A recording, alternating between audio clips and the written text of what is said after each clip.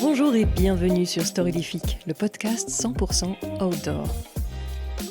Dans cet extrait de la deuxième partie de mon entretien avec l'aventurier Rémi Camus, on met le cap sur Calvi en Corse pour une traversée à la nage en autonomie jusqu'à Monaco. Et comme vous commencerez à le découvrir dans cet extrait, c'était pas des vacances. Déjà, l'immersion en eau froide est un bon exercice de booster son mental et de se challenger. Puis après, je suis quelqu'un d'assez pragmatique et comme je te dis, je vise plus l'arrivée d'un projet, mais je vise étape par étape. J'essaye de me concentrer sur des choses qui me font vibrer, et de vivre l'instant présent, de me dire je suis en phase avec ce que je suis en train de vivre là maintenant. Donc c'est comme ça que je vis mes aventures. Je me dis on verra bien de quoi demain sera fait. De toute manière, si l'aventure elle doit s'arrêter là maintenant, eh bien c'est parce qu'il y a eu des circonstances qui ont fait que. Mais on est parti. On est déjà parti à l'aventure. On a mis en place les choses. Et c'est comme en Australie, le premier pas en avant. On se lance à l'aventure. Ce qui va se passer sur les 5400 km, ça s'appelle l'aventure. Je ne sais pas ce qui va se passer et je ne peux pas prédire qu'on va avoir un manque d'eau en plein milieu du bush australien, que je vais me taper un ouragan pour finir sur les côtes de Darwin. J'en sais strictement rien. Le Mékong, je ne savais pas du tout que j'allais me faire arrêter pour trafic de drogue, trafic d'armes et espionnage. Le Tour de France à la nage, je ne savais pas que j'allais avoir des problématiques avec certains mammifères marins, d'être stoppé à certains endroits, etc. J'en savais strictement rien. On ne peut pas savoir. Je ne savais pas que j'allais avoir des creux de 4 mètres à certains endroits, etc. On le découvre en vivant les trucs. Le Calvi Monaco, on ne sait pas du tout qu'on va avoir des méduses en plein milieu de la mer Méditerranée. On ne sait pas qu'on va avoir un orage qui va s'abattre en plein milieu de la mer Méditerranée et qu'on va devoir dégager de la zone, sinon on va se faire griller par un éclair et on va crever en plein milieu de la mer Méditerranée. Tout ça, c'est de l'aventure et c'est ce qu'on va vivre pendant. Donc je me dis, ce qui est gagné est gagné. On profite et on vit les choses pleinement à 100% et on essaye de les vivre au jour le jour. Et ça, c'est super important. Le problème avec les mammifères marins, bon, je n'avais pas suivi ça. Ouais, sur le Tour de France à la nage, ouais, tu te fais embêter par les phoques, tu te fais piquer par des méduses, tu vois des raies qui sont assez impressionnantes, tu vois des dauphins qui sont très proches de toi. Enfin, tu as une faune et une flore, tu es en plein milieu de la mer qui vit ici et tu es sur leur territoire. Donc il faut apprendre à jouer avec ça. Tout comme la marée montante et descendante, faut savoir l'observer et la lire correctement parce que tu peux avoir effectivement des conditions qui peuvent être très favorables si tu sais lire la marée et utiliser la marée descendante pour avancer.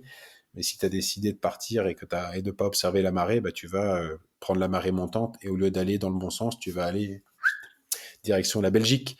Donc c'est là où il faut faire attention et observer les choses.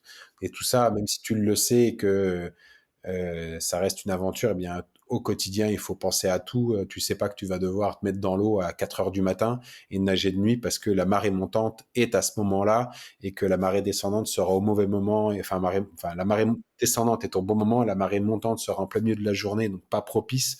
Donc il faut enquiller au maximum le matin et faut être dans l'eau à 4 heures du matin. Et ça, tu ne l'as pas imaginé comme ça.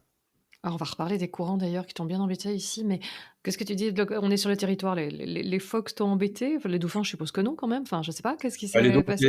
les dauphins, sur le Tour de France à la nage, les dauphins sont venus très très près par curiosité, etc. Les phoques sont venus très proches, jusqu'à m'attraper une palme pour essayer de me l'arracher, etc. Et en fait, ils sont joueurs, Ouais, mais c'est ça. tu es sur leur territoire et ils te le font comprendre. Ouais, ouais, d'accord. Voilà. Donc les courants, là, ça a été un vrai défi, parce qu'au début, tu voulais le faire en autonomie totale, donc personne pour te donner, l'azimut, Mais sauf je l'ai toi et fait comme ça. cetera. Je l'ai Ouais, fait en totale autonomie, mais ouais, je l'ai pas fait sans assistance.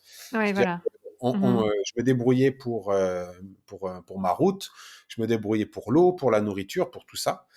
En revanche, effectivement, à un moment donné, au bout du 5e jour, il faut peser le pour et le contre, et il faut couper la poire en deux, tout simplement parce que c'est une aventure humaine où je suis tout seul à nager, mais il y a une équipe avec moi. Et cette équipe, il faut en prendre soin et il faut l'écouter. Quand on est en plein milieu ou en train de faire, par exemple, le Tour de la France à la nage, avoir un renouvellement des bénévoles, je ne veux pas dire que c'est simple, mais c'est pas très compliqué en soi. L'autre, il dit, je peux rester 15 jours. Il trouve une gare, il monte dans un train, il rentre chez lui, il y a une autre personne qui arrive et on repart. Relativement simple.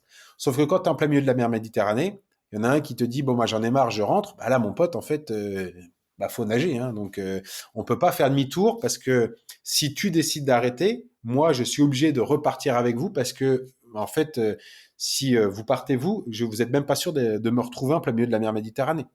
Donc, il fallait vraiment réfléchir à tout ça. Et c'est là où on s'est posé la question entre me remorquer tous les soirs à l'endroit où j'avais fini la veille, le matin, ou alors me laisser continuer. Sauf que vu qu'on travaille avec une équipe, eh bien, c'est très difficile de leur dire, bon les gars, j'ai à peu près calculé entre le moment où on part de Port-Grimaud, le moment où on arrive à Calvi, le moment où on arrive à Monaco et le moment où on revient à Port-Grimaud, grosso modo, c'est à peu près un mois. Si tu te retrouves en plein milieu de la mer Méditerranée et que tu leur dis petit changement, du coup, vu les conditions, ça va prendre 3 mois. Sauf que les gens, pour certains, étaient que des bénévoles et ils ont pris un mois de vacances par rapport à leur boulot pour venir faire cette aventure. Donc on peut pas leur dire, bon bah les gars, en fait, tu vas devoir prendre 3 mois, 2 mois sans solde, etc. Et là-dessus, il faut trouver le juste milieu pour que ça soit accepté, j'allais dire, par tout le monde et que ça puisse respecter à peu près ce qu'on s'était fixé au tout début. Donc c'est pour ça qu'on a dû couper la poire en deux, me ramener tous les matins à l'endroit qu'on avait géolocalisé la veille. Et puis ensuite, eh bien, effectivement, il y a eu ce gros orage qu'on a eu en plein milieu de la mer Méditerranée, qui a éclaté en pleine nuit, où on s'est retrouvé encerclé par l'orage. Si cet extrait te donne envie de tout savoir sur cette aventure, je te donne rendez-vous dans l'épisode 99. N'hésite pas à en parler à un ami ou à un inconnu pour les plus audacieux. Vos recommandations sont ce qui aide le plus le podcast, et c'est tant mieux. Tu peux t'abonner à la newsletter ou aux réseaux sociaux de Storylific, tout est repris dans les notes. Tu peux aussi écrire un avis sur ta plateforme d'écoute, les recommandations ici aussi aident beaucoup le podcast à se faire connaître. Et quoi que tu fasses aujourd'hui, fais-le bien. À bientôt.